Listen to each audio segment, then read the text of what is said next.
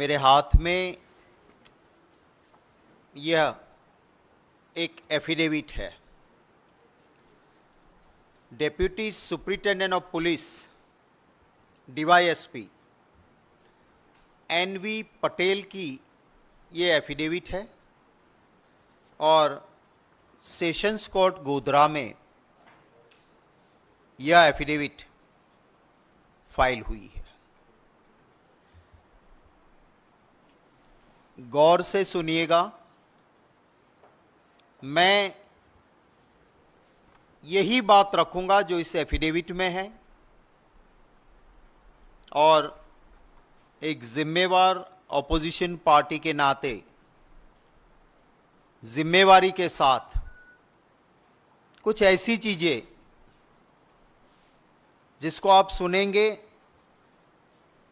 देश की जनता भी सुनेगी तो चौंक उठेगी, ऐसी कुछ सच्चाई मैं आप सभी के सामने रखने जा रहा हूं। यह एफिडेविट कोर्ट में फाइल हुआ, उसमें जो लिखा है और कुछ सच्चाई आप सब जानते हो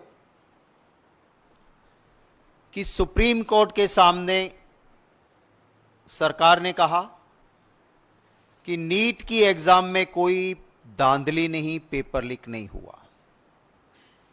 भारत सरकार ने, मंत्री ने कह दिया सब चंगासी। Deputy superintendent of police on oath affidavit पे सेशंस कोर्ट में कह रहे हैं कि किस तरह का यह स्कैम था। इन्वेस्टिगेशन के दौरान करोड़ों रुपए मिले हैं, ढेर सारे ब्लैंक चेक मिले हैं उन बच्चों के पेरेंट्स की ओर से जिन्होंने नीट की एग्जाम दी है। Deputy superintendent of police on oath affidavit में कहते हैं कि साहब एक ऐसा स्कैम था कि महाराष्ट्र, ओडिशा और बिहार और स्टेट से, माने जब आप नीट की एग्जाम के लिए एप्लीकेशन डालते हो तो आपके पास एक ऑप्शन होता है कि आप कौन सा सेंटर पसंद करोगे। और अगर उस सेंटर में, एक सेंटर में 300 स्टूडेंट बैठ सकते और एप्लीकेशन 500 की आ गई तो फिर कंप्यूटराइज्ड ड्रॉ होता है कि कौन से स्टूडेंट वहां जाएंगे, पर आपको चॉइस मिलती है। तो ये एफिडेविट कहता है कि बिहार, ओडिशा, महाराष्ट्र और कई राज्यों से जिनके साथ इनका सेटिंग हो गया, उनसे एडवांस पैसे लिए, एडवांस में ब्लैंक चेक लिया और उनको कहा गया कि आप जब नीट का एप्लीकेशन लिखो, उसमें लिखो कि हमें हमारा सेंटर जय जलाराम स्कूल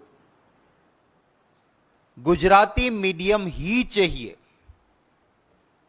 माने आप समझ सकते हो कि गोधरा डिस्ट्रिक्ट में जहां एयरपोर्ट नहीं है सेंटर पे, वहां कोई ओडिशा से, कोई बिहार से, कोई महाराष्ट्र से एग्जाम देने जा रहा है। क्यों जा रहा है? क्योंकि एक सेटिंग हुई। इस एफिडेविट की बातें मैं कर रहा हूं, हां, मैं मेरा नहीं कह रहा हूं, डीवाईएसपी की एफिडेविट बोल रहा हूं। वहां से लोग आए, सेटिंग ये थी कि आपके बच्चे को 100% मार्क्स मिला के मेडिकल में एडमिशन मिले, तब हम ये ब्लैंक चेक में पैसे भरेंगे।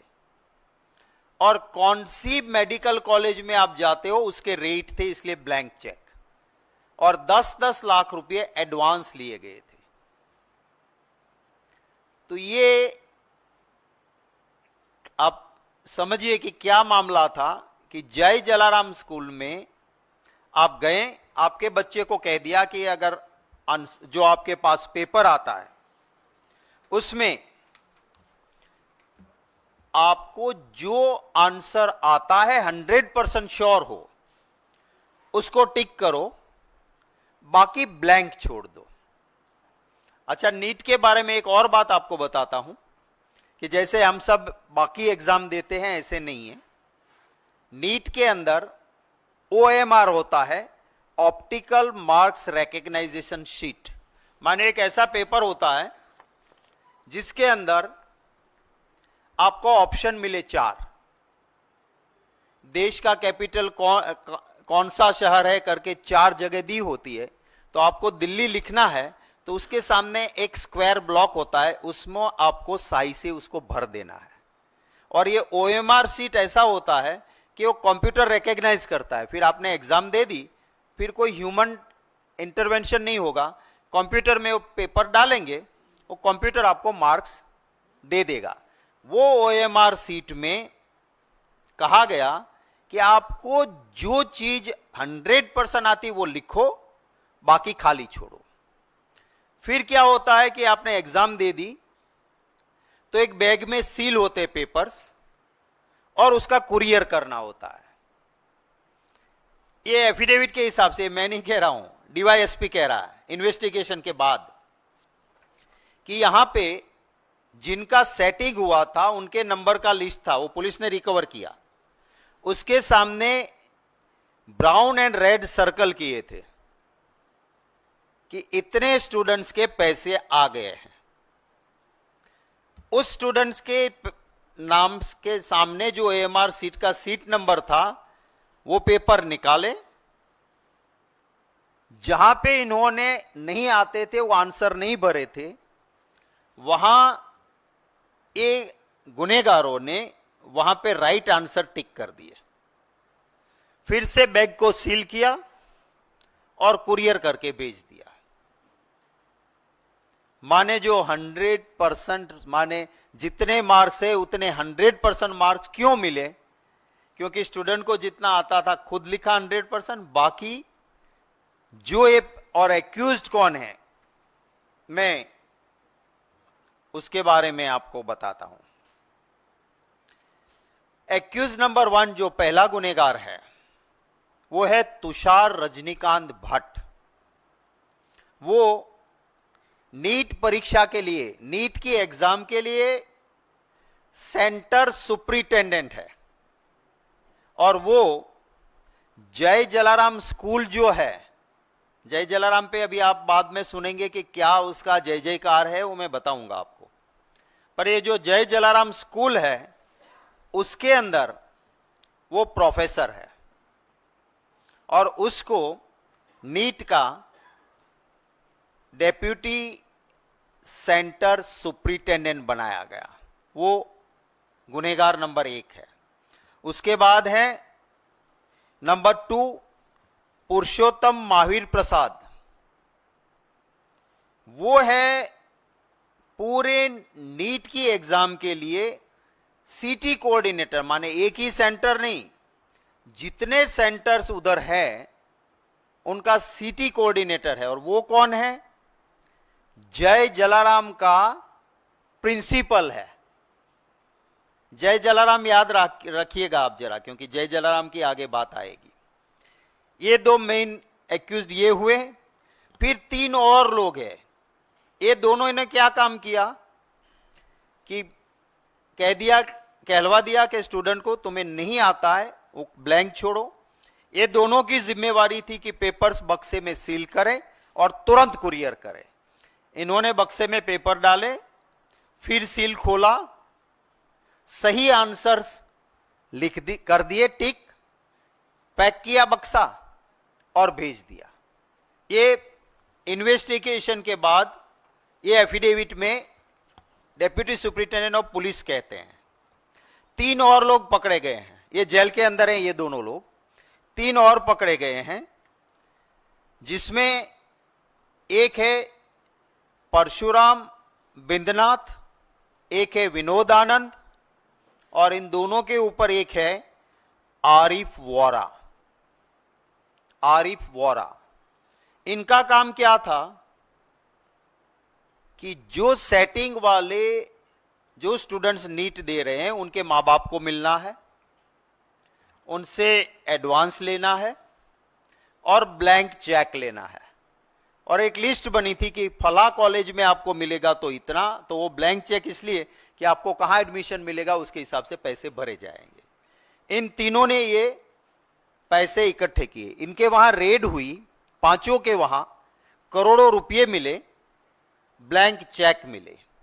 अब मैं जो ये आरिफ वोरा जनाब है वो क्या है, वो बीजेपी के वाइस प्रेसिडेंट है मोर्चा के माइनॉरिटी डिपार्टमेंट के, और उनकी तस्वीरें कहां कहां है। फर्स्ट पार्ट दिखाइए जरा।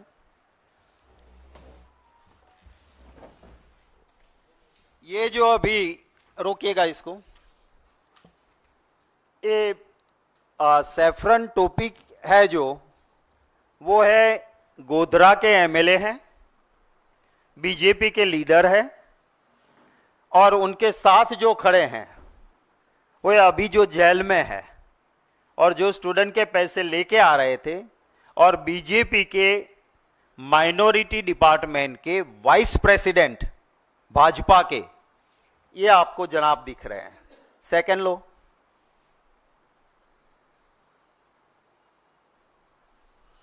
रोको, थोड़ा ऊपर ले सकते हो इसको। प्रधानमंत्री जी के साथ ये इनका प्रोफाइल है। ये अभी जेल में, ये जनाब खाता नहीं खाने देता नहीं के साथ, करोड़ों से कम खाता नहीं, सच बोलने वाले को चैन की रोटी खाने देता नहीं। नेक्स्ट, ये युवा नेता है बीजेपी का, वो पुष्पगुच्छ दे रहे हैं इनको। नेक्स्ट, ये एक्स मिनिस्टर है, बीजेपी के विधायक है, उनके साथ ये जो बीजेपी का कमल वाला जो खेस पहने हुए हैं वो अभी जेल में हैं।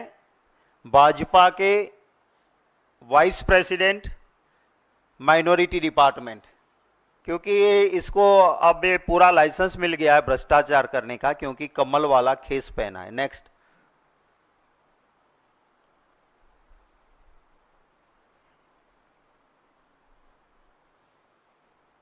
ये बीजेपी के दफ्तर में इनका सम्मान किया जा रहा है,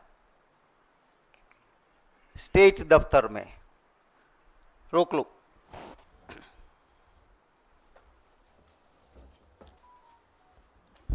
इन लोगों ने मिलके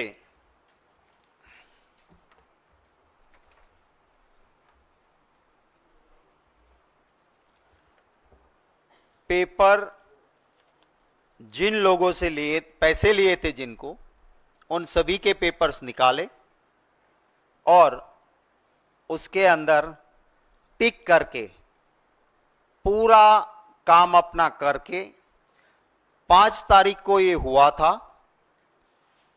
काम सारा हो गया, बक्सा चला भी गया। 3 दिन बाद कुछ लोगों ने जाके कलेक्टर को कुछ प्रूफ दिए कि साहब ये नीट में धांधली हो रही है और आप क्या कर रहे हो। तब जाके कलेक्टर ने डिस्ट्रिक्ट एजुकेशन ऑफिसर और एक टीम को भेजा, उसके में आया कि हाँ ये सही है कि ऐसा हुआ है, ऐसा लग रहा है। तो एक एफआईआर 8 तारीख को हुई, 8 मई को, और उसके बाद इन्वेस्टिगेशन हुआ, और इन्वेस्टिगेशन में के बाद ये affidavit deputy superintendent of police ने जो लगाई उसमें साफ लिखा है कि इस तरह से ये हुआ, और 2 सेंटर में हुआ, सिर्फ एक जगह पे नहीं, दोनों जय जलाराम एजुकेशन के अंदर ही हुआ। उनकी बहुत सारी छोटी छोटी ब्रांचें हैं। मैंने आपको कहा था कि जय जलाराम को जरा याद रखना। जय जलाराम स्कूल परवड़ी, गोधरा और पडाल थर्मल, इसके दोनों सेंटर पे से इसी तरह के विद्यार्थियों के धांधली के काम हुए। अब ये जो जय जलाराम है उसको सेंटर दिया गया। आप सारी जो कानूनी प्रक्रिया गाइडलाइंस है कि सेंटर किसको मिलता है, वो सारे गाइडलाइंस को ताक पे लगाते हुए मोदी जी की सरकार ने जो एनटीए, जो सेंटर देती है संस्था, जिसमें मोदी जी के चहेते लोग बैठे हैं, उन्होंने जय जलाराम एजुकेशन को एक सेंटर दिया। नहीं देना चाहिए थी, उनको दिए, एक नहीं एक से ज्यादा दिए। और ये जो जय जलाराम है, मेरे हाथ में एक कागज है, एक ऐसी एजुकेशन चलाने वाली फर्जी फ्रॉड लोग हैं यहां पे कि इनको गवर्नमेंट ने 11 स्टैंडर्ड के लिए एक क्लास की मंजूरी दी थी, जिसमें ज्यादा से ज्यादा 66 स्टूडेंट रह सकते हैं। वहां उन्होंने 450 को दाखला दिया। फीस के गुजरात में कानून स्टैंडर्ड है, उससे ज्यादा ले लिए। हाईकोर्ट में पिटीशन हुई इनके खिलाफ और 35,28,000 का इसे दंड हुआ, पेनल्टी हुई। और यह कागज है जय जलाराम का, उसने लिख के दिया कि हां मेरी गलती थी और 35,28,000 का दंड यानी पेनल्टी मैं भर रहा हूं। ये कागज वो है। कोई भी प्रूडेंट मैन, जहां देश के लोगों की जिंदगी के साथ डॉक्टर्स का नाता होने वाला हो, ऐसे डॉक्टर्स के सिलेक्शन में नीट जैसी एग्जाम के लिए एक ऐसे आदमी को आप सेंटर देंगे क्या कि जो फ्रॉड करता है, जो प्राइवेट है, जिसे कोई लेना देना नहीं। पर ये क्यों मिला, इसको सेंटर क्यों मिला? पार्ट 2 दिखाए फोटोग्राफ्स के, आप देखिएगा जरा इसको, रुकिएगा इसको। ये इसकी एक स्कूल है जिसको इनॉग्रेशन करने के लिए मोदी जी की एक जमाने में खास मंत्री, इस बार चुनाव जो हार गई, स्मृति ईरानी जी, ये गई है। इसको ऊपर थोड़ा कर सकते हो भाई? कैन पिक्चर थोड़ा ऊपर आ सकता है? नहीं, फर्स्ट वही, हाँ ये है। दूसरे उत्तर प्रदेश के गवर्नर आनंदीबेन पटेल। इसके नीचे है एजुकेशन मिनिस्टर भूपेंद्र सिंह चुड़ासमा। और जय जलाराम का मेन आदमी है, जो ट्रस्ट का अध्यक्ष है, चेयरमैन ऑफ द ट्रस्ट, उसका फोटो नीचे है। ये जय जलाराम है। आगे बढ़ो। एक चेक की आदान प्रदान हो रहा है मोदी जी के साथ। ये जो यहां है, ये महाशय, ये ट्रस्ट के मेन पर्सन है, चेयरमैन है ये। और ये मोदी जी है, जरूरत से ज्यादा जो हंसता हुआ चेहरा इधर है। आगे बढ़ो।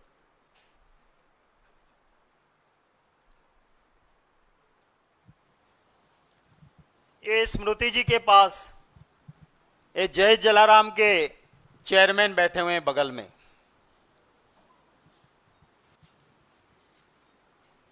जिसका नाम है दीक्षित पटेल। ये यहां जो स्मृति जी के लेफ्ट हैंड पे हैं। आगे बढ़ो।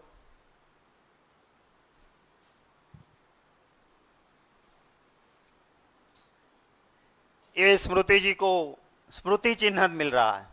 आगे बढ़ो। ये दूसरे भाजपा के मंत्री हैं, ये स्कूल के चेयरमैन, जय जलाराम के चेयरमैन, इनको तस्वीर दे रहे हैं बुला के। आगे बढ़ो। ये भी डिंडोर है, ये भी बीजेपी के बड़े नेता और भाजपा सरकार के मंत्री हैं, और ये जय जलाराम के चेयरमैन इनको भी फोटो गिफ्ट कर रहे हैं। आगे बढ़ो।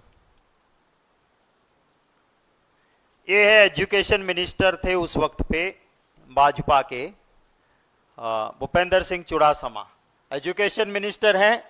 ये जय जलाराम के चेयरमैन है जो इनके साथ सूट बूट में सज हैं वो। आगे बढ़ो।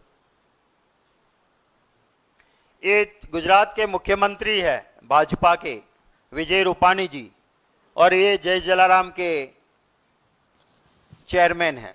आगे बढ़ो, शायद लास्ट होगा। हाँ, ये विजय रूपाणी जी चीफ मिनिस्टर थे उस वक्त पे, भाजपा के नेता। उधर राइट साइड में आप देख सकते हो कि जय जलाराम के चेयरमैन हैं, उसके पास में बगल में खड़े हैं वो एजुकेशन मिनिस्टर हैं। आगे, शायद लास्ट होगा, ठीक है।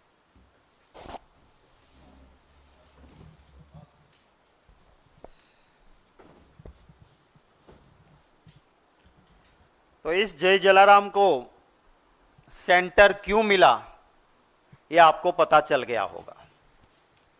आप थोड़ा सा गूगल गुरु में जाएंगे तो भाजपा को डोनेशन देने वाले लोगों में आपको जय जलारामन एजुकेशन ट्रस्ट भाजपा को डोनेशन देने वाले लोगों में उस लिस्ट में मिल जाएगा। मैंने ढूंढ निकाला है, पर जहां जाओ पन्ने पन्ने पे जय जलाराम मिलता है। पैसे देते हैं भाजपा को। ये चाल चलन और चरित्र भारतीय जनता पार्टी का मैंने आपके सामने रखा है। मेरे कुछ सवाल है।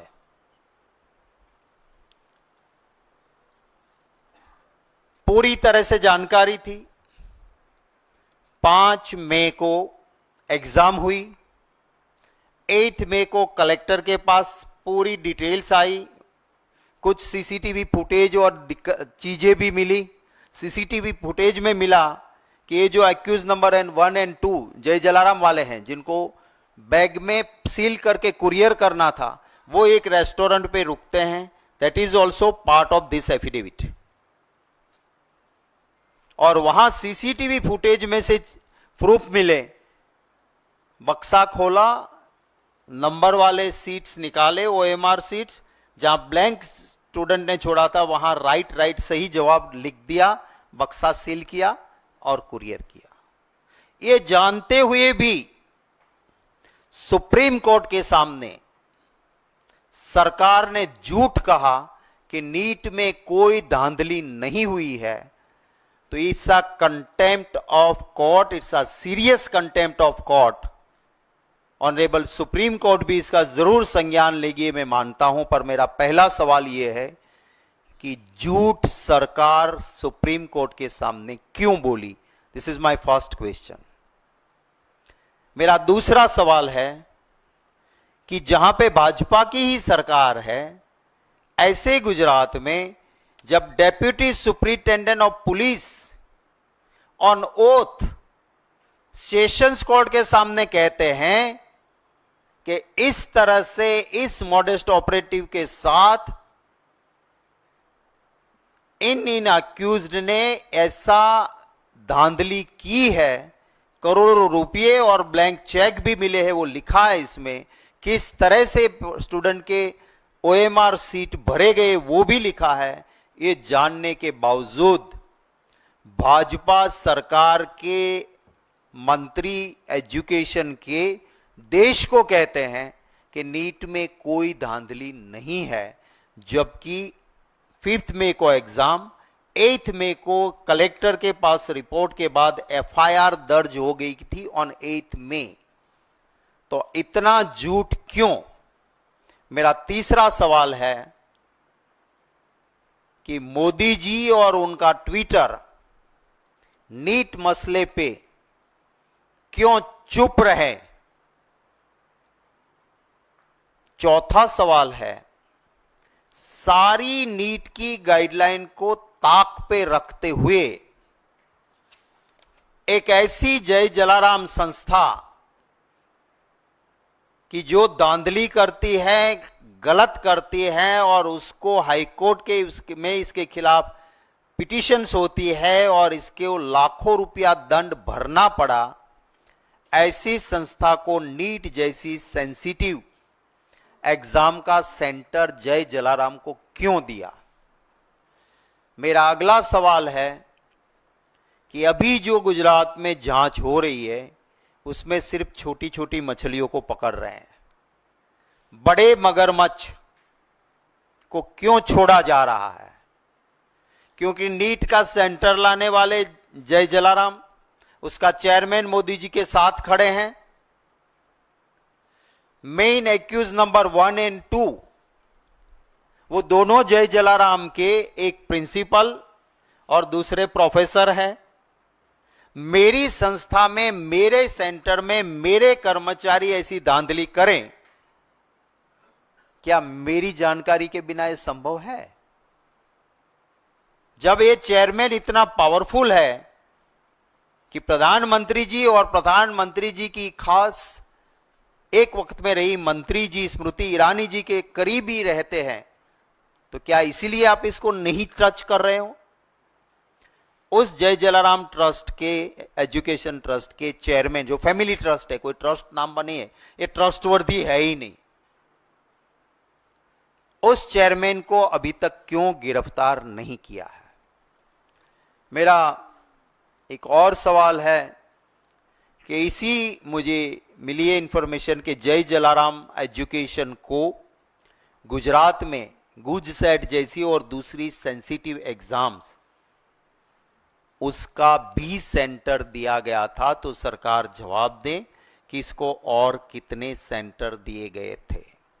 इसमें एक एक्यूज ने अपनी बेल एप्लीकेशन में लिखा है कि दूसरे जो एक्यूज है, माने जिन्होंने पैसे इकट्ठे किए थे, उनमें से एक ने अपनी बेल एप्लीकेशन में लिखा है कि नंबर 1 और 2, माने जो जय जलाराम के लोग हैं, वो तो सिर्फ यही नहीं, यूपीएससी के हो, गुजसेट के हो, कैट के हो, सभी पेपर्स को पैसे लेके सेट करते थे। हम तो इनकी चाल में एक छोटे मोहरे हैं, तो हमें बेल दे दो।